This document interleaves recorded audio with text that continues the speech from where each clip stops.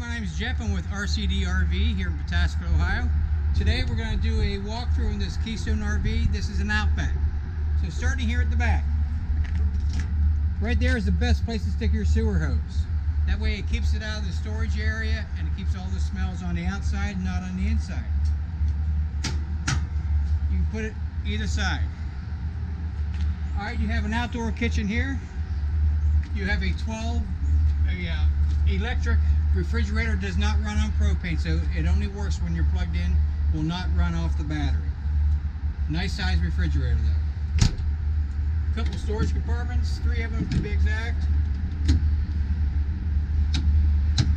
Storage up here. Got a light switch up above. You can put a TV back here. You have satellite and cable connections and 2 110 outlets. This unit also has a 2-burner stovetop. It has gas. Your gas line is here, and you feed it down to your gas hookup right there. It has to be unhooked before this will slide back in though. Okay? You do have legs on all 4 corners. Those are not leveling legs, they're stabilizer legs. So don't try to level your camper with it. Once you get your camper leveled, go ahead and crank them down and snug them into the ground. That stops the unit from bouncing around when you're walking inside. This particular unit also comes with a spare tire underneath there.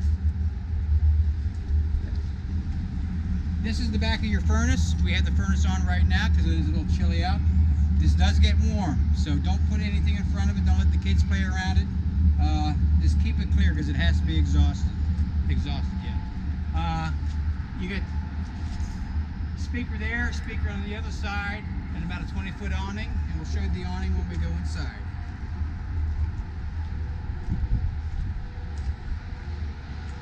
Your steps.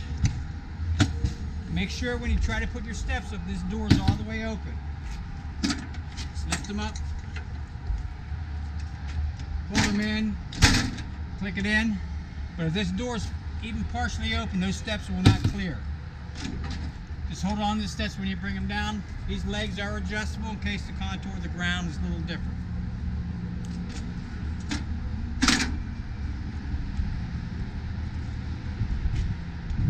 There's your other speaker.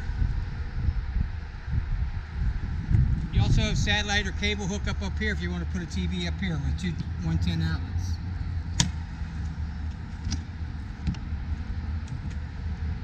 There is your storage area. There's cranks for your legs, but I do believe the legs are electric, and we'll look up here up front.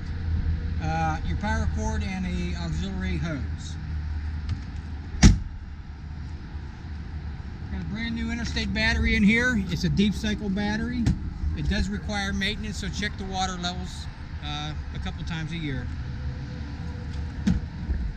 2 30-pound tanks with a directional arrow. So this is the active tank. Just turn it on, shut it off when you're done.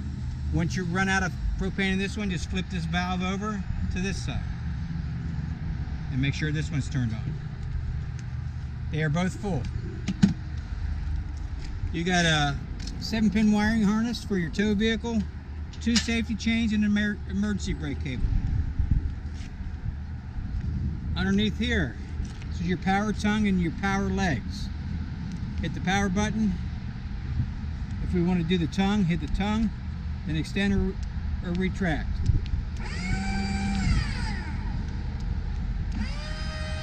Same thing goes with the legs. You can operate the legs at each corner. Again, those legs aren't to level you, but to stabilize you. This is a very nice system here.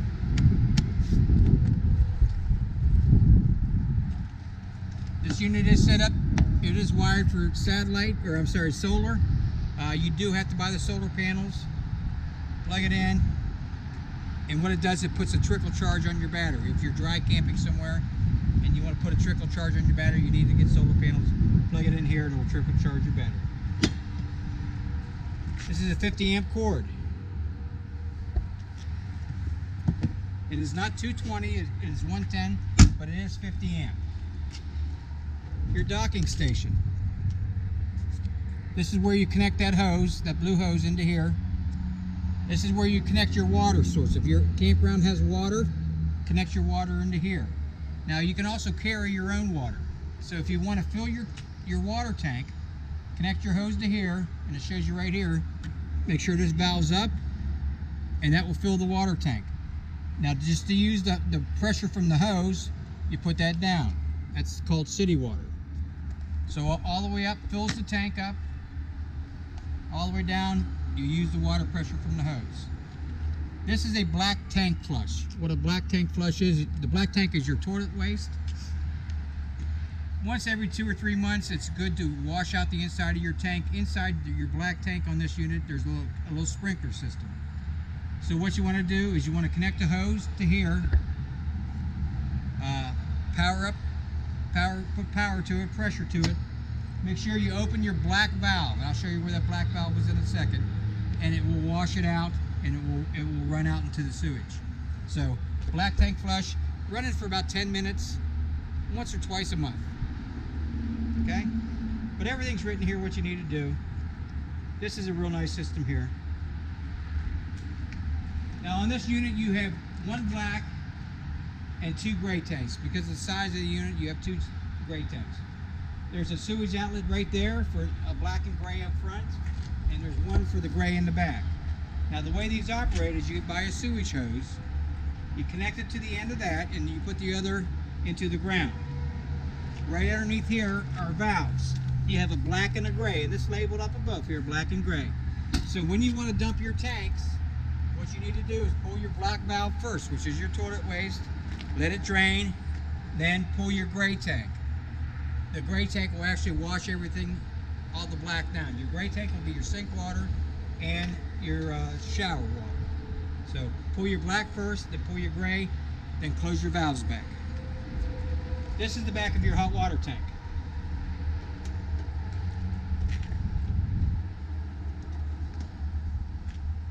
The plug's in it right now.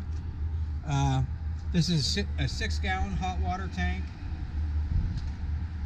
When you're not going to use your camper for a while, it's a good idea to drain the water out of your hot water tank, because after it sits in there for a couple of weeks, not being used, it begins to smell. So just simply pull that plug out, let it drain out.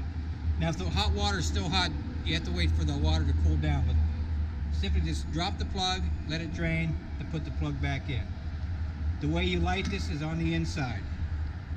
Maybe a couple times a year, just check to make sure there's no animals in here nesting or trying to build nests.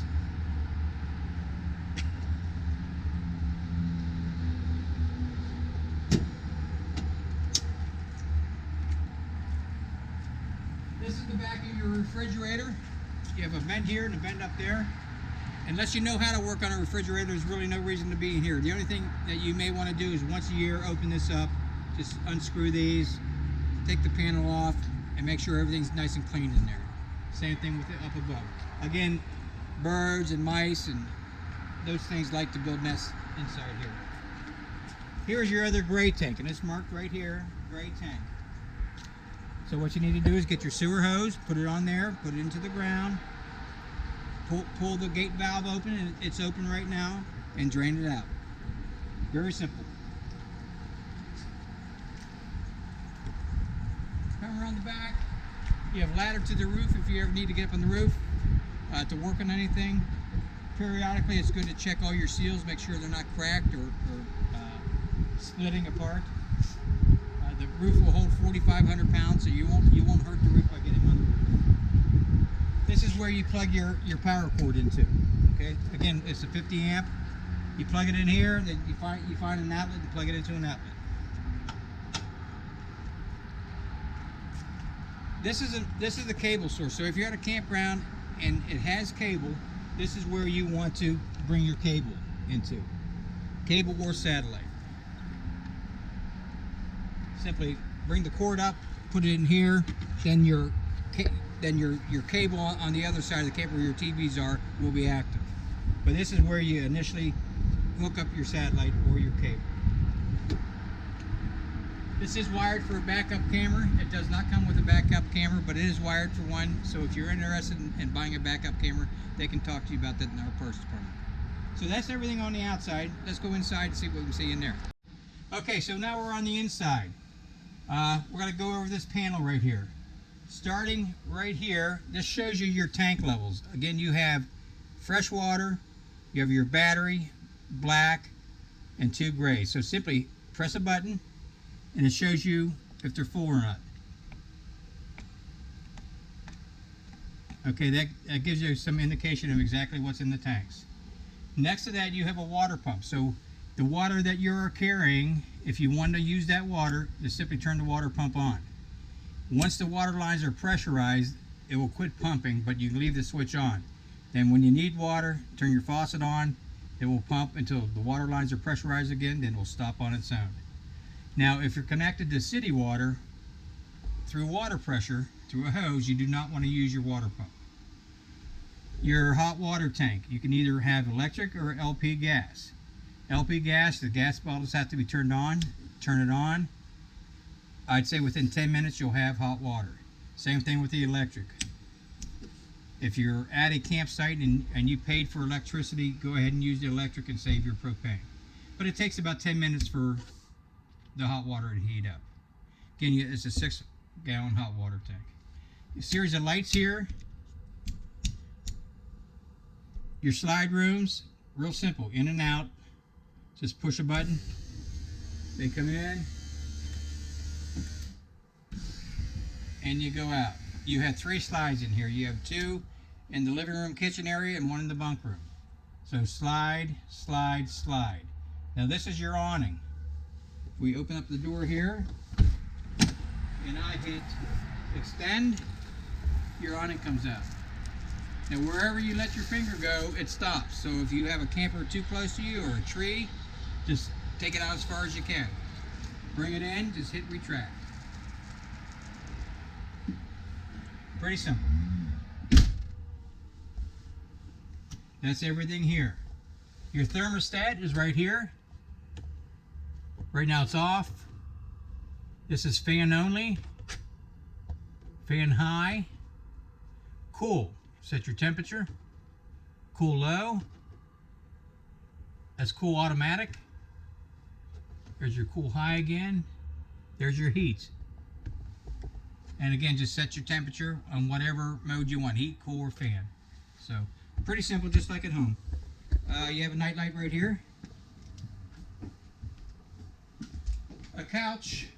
You got lights above the couch. This is a pull-out couch. Just simply pull it out. Drop these legs down. I don't have the legs down. And the back of this folds down. Then you put these up like this.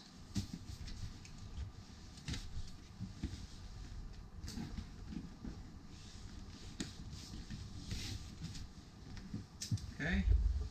Again, I don't have the legs down. But it makes for a nice bed. Okay? Your dinette also will go down into a bed. There's a little flip thing right here. Flip it down. This goes down. Spread the cushions out. Just make sure when you bring it back up, you flip this thing back over. Right there. Kitchen lights or dinette lighting. Where that light is. Is that a night light somewhere? Oh, down below, okay. Alright, you have a pantry here.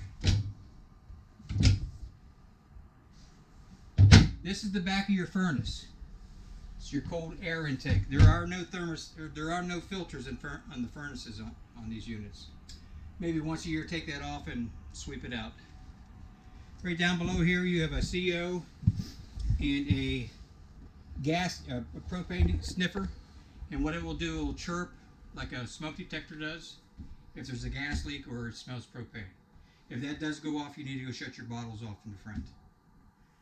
You got speakers up above, venting for the air conditioner, which is right here. You have a skylight.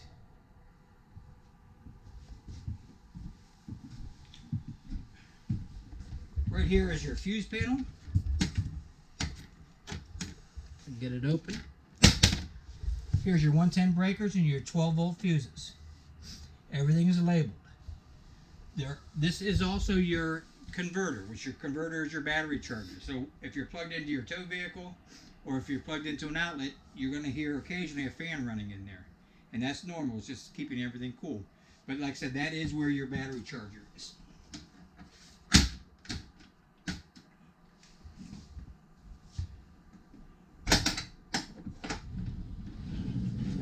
Another pantry. Got a hanging bar in there. Just make sure when you travel, you put this on there so it doesn't slide around. You have a fireplace. It has a remote. It is a 1500 watt fireplace, so it puts out some nice heat. AM/FM CD DVD player with Bluetooth. You can play a movie, it'll come on the TV, and the volume will come out through your speakers. Your TV is connected to we call it a televator. It goes up and down. The button's right down here. Before you travel, it's a good idea to have it in the down position so it doesn't break.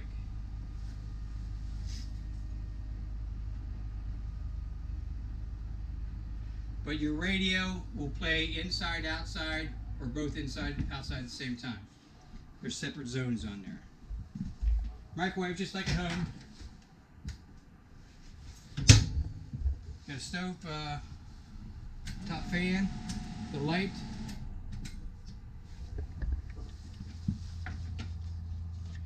Your stovetop works on propane. As long as your propane bottle's on, you can light these. Then just set your temperature. Your oven is a little bit different. You turn it to pilot, hold it in. You have to light it underneath with a match or a lighter. Okay? Then hold it in for about 10 seconds after it lights, then release it, then just set your temperature. Again, make sure your propane bottle is on, and this will be active. Your furnace also works off of propane. So your furnace, if you want to run your heat in your coach, the propane bottles have to be on. Your refrigerator is electric and propane. Simply turn it on right here, on off. You can see it says automatic right now. Now what automatic means is if for some reason you're camping and you're plugged in and the power goes out, it will automatically switch over to propane. You don't have to touch it. Power comes back on in the middle of the night, it'll automatically go back to electric. Now if you're going down the road 2 or 3 days, you want to keep your food in here cold, leave it on automatic and it's going to run on propane while you're going down the road. You get to the campground, plug in, boom, it's going to go to electric. So always leave it on automatic. There's 99% of the time that's where it needs to be.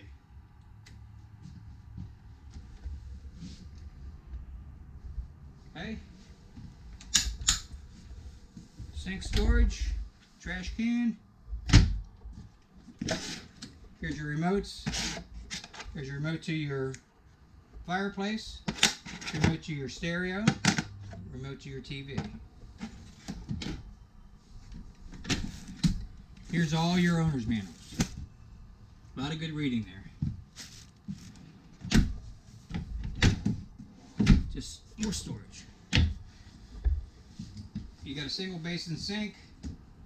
This is kind of neat. It's a drain tray, I guess. Comes out, swivel it around, hot and cold water. Pendant lighting right there. You do have a skylight right here, or a shade. You can cover that up if it gets too warm in here. Then on into the bunk room. You do have heat and air in the bunk room. Heat will come from the floor. Air is going to come from the ceiling. A ladder so they can climb up. A place for a TV. Closed closets.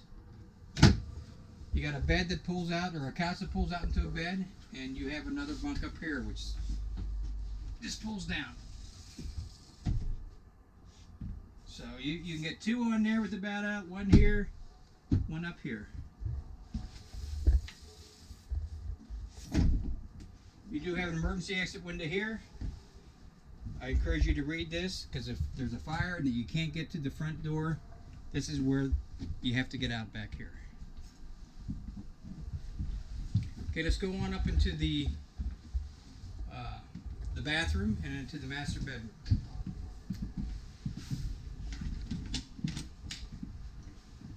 So the bathroom is a pretty simplistic. You have hot and cold water. You have a two 110 outlets with a GFI. This GFI controls most of the outlets in the coach. So if for some reason your outlets aren't working, check your GFI here. It's probably tripped. Medicine closet.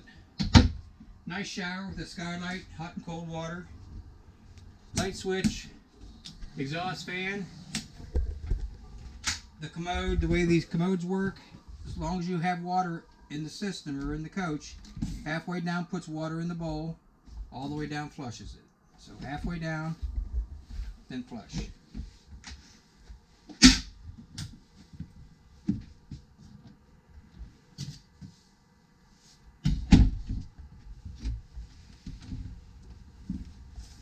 In the master bedroom, you have a vent overhead there.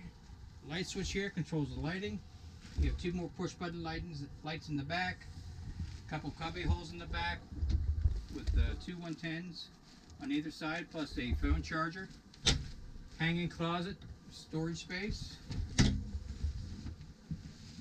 Same over here. Your TV, this is where you want to mount your TV.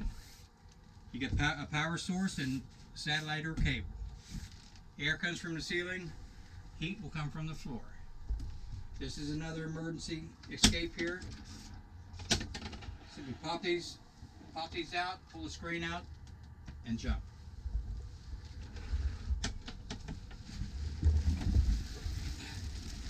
There is a little bit of storage under the bed, plus a doggy door. I think that's pretty much everything in here. It's a beautiful coach. We appreciate you buying from RCD. If you have any questions, please give us a call. Thanks.